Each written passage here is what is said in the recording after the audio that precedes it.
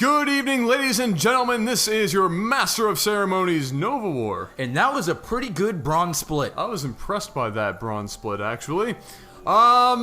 This is another game. Just a regular, average game as far as we know, anyway. Yep, from a bronzer. From a bronzer sent in. On d2dgamer.com. Jinx. Hit me up with that noise. Over here on the right-hand side, slightly top, but not quite top, right-hand side of Shatter Temple is Porfis, or Porfis, depending on where you are in the world. Poor. He's poor. And down here in the bottom position, we're looking at TaiOtoshi. Cool name. Interesting name. TaiOtoshi. That's my Japanese. That's your bad Japanese impersonation? Yep. So, yes, this is a bronze game. I picked a game that was... double pylon all the way. So, once again, this is bronze. Double pylon at 10. OP. OP pylons. This build right here is very, very effective against nothing. It's very true. Yeah. There's some truth in that. But let's be nice. All right, so let's go back to our roots. Yeah. Let's try and be helpful. So really, as a Protoss, you want to get your first pylon at 9 probes. Yes. Depending on who you're going up against, you might want to wall off. You might not want to. Yep. Zerg is usually the only one you really need to wall off against. Yep. So you want your 9 pylon, your 12 to 13 gateway. Yep. Unless you're doing something different. Something different, yeah. But the normal opening is your 12, 13 gateway, 14, 15 assimilator, and then from there, depending on how it goes, change it up. Pylon, yeah. So, I mean, if Poor is watching this, and hopefully he's improved, because I'm sure he probably had this game on the... No, I don't want to do twos. Oh my gosh, man, people, leave me alone for just like 5 minutes. I love you all so very much, but... You're even in my dreams! Every 5 seconds, somebody's constantly messaging on Starcraft, non-stop, all the time. Yeah, somebody said the other day that he wanted my chocolate doo-doo butter all over his left thigh. Just randomly. Like specifically? Just his left thigh. I was like... why wouldn't... If you're gonna go left, you might as well go all the way. That's right. Great. That's like the only one I really remember, because it was just... Well, that's pretty memorable. Yeah. Yeah. So what do we have from Tai going down here in the bottom we do side? have a supply blockage, which is great. Being remedied by a couple of, or no, just one more so he's got, pylon. Yeah, so it looks like he's got 18 probes. So he basically bought all zealots. He doesn't have... all probes? Wow, yes, all zealots, all the time. Always be building I meant zealots. to say he got all probes and not a single zealot, and he supply blocked himself, which means he left himself quite open right now. If Poor were to just go down there and attack at this point, he could do some serious damage. He could do some massive amounts of damage just because of that supply blockage, and that is why being supply blocked at the beginning of a game is so bad. It can lose you the game right away. Well, they are actually pretty even in food. The Cybernetics Corps just finished their 4 Tai, and up here we already have Warp Gate technology coming out for Poor. Yep. Looking pretty good now. We have our simulators up. We need to keep on top of that probe production. I have no idea where we are right now for probes. 22 to 18. 22 to 18. So you know what?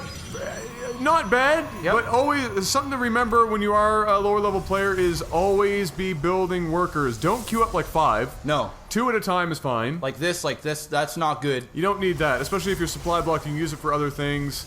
But as Protoss, usually what I do, 2 probes at most. Yep. And then if you have a chrono and you're not using it for anything else, and you need some workers, 1 chrono, perfect for 2 probes. Now here's a pretty big tip for a lot of you lower level players, and this doesn't go for everyone, but what I find is I've been watching a lot of lower level games, and actually I've been trying to train a couple of friends of mine that are bronze and silver.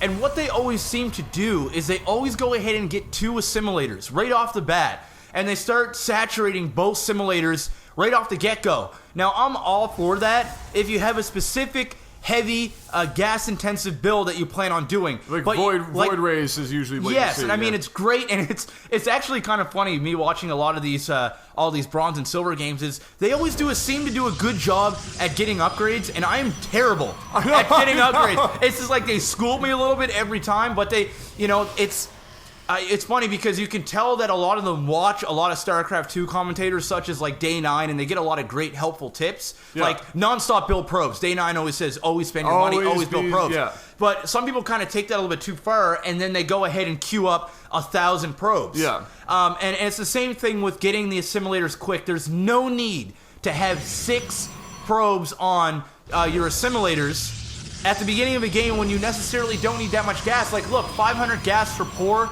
and almost 400 for Toshi or whatever his name is. Tai. We're just going Tai. From Tai. It's a little aggressive.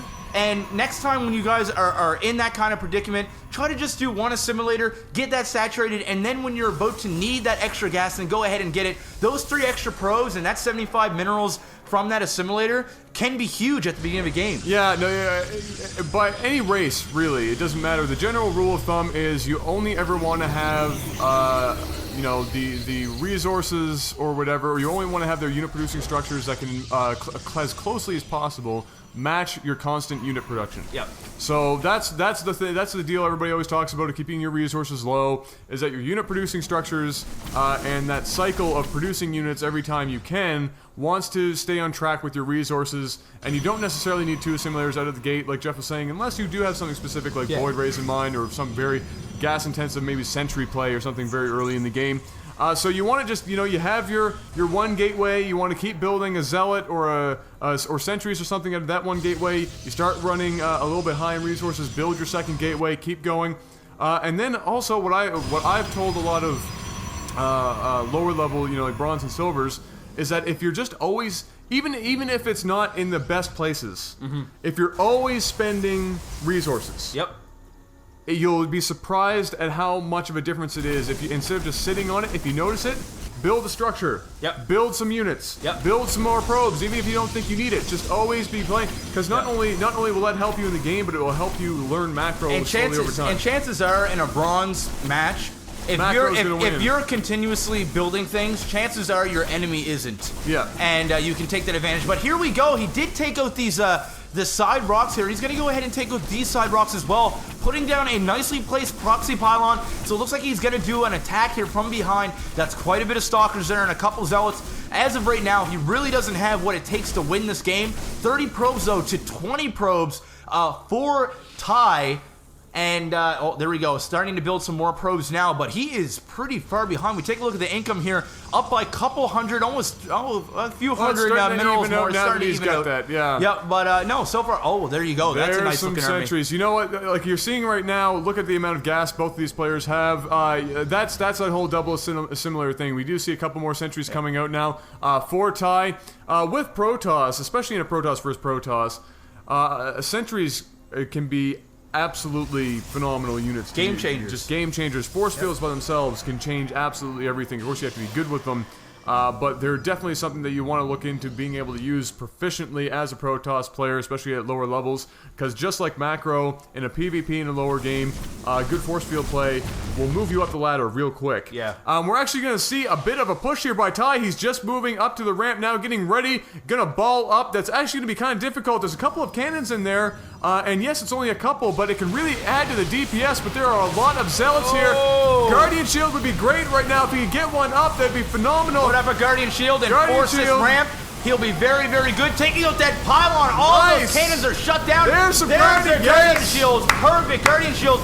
One thing that, and look at that, and force the ramp all at the same time. Is this guy a pro? Masters League. Hit me up. No, this is really good, but look at this. Por is sitting only on 2 gateways. It's painful. It is, yeah. No, 2 base, 2 gateway. 2 base, 2 gateway. You know, like it's that keeping up with your resources and stuff. And I'm sure if we go over to units real quick, you know, he does have 27, so he only really has just a little over enough saturation for 1 base. He doesn't technically even need the expansion right now. And macro, of course, slipping just a little bit for Tai because he's in here probably really focused on the battle. And again, that's one of those things. He's like sweating right now, concentrating. His eyes, he hasn't blinked in like 50 minutes. They're dry and he's as just hell. Sitting there. He's just like, come on, I can win this. I can win this. I can win this. I can win this. I can win this. Win this. Is that what's really going through his head? So he's got some weird zergling, half zergling dubstep. running through his head while he's playing this right now.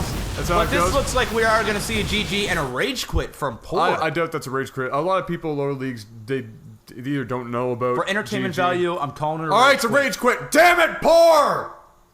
You BMing fool! Why did you rage quit? Yes. But guys, decent game. Very, very low on structures. You can obviously tell this is a bronze level game.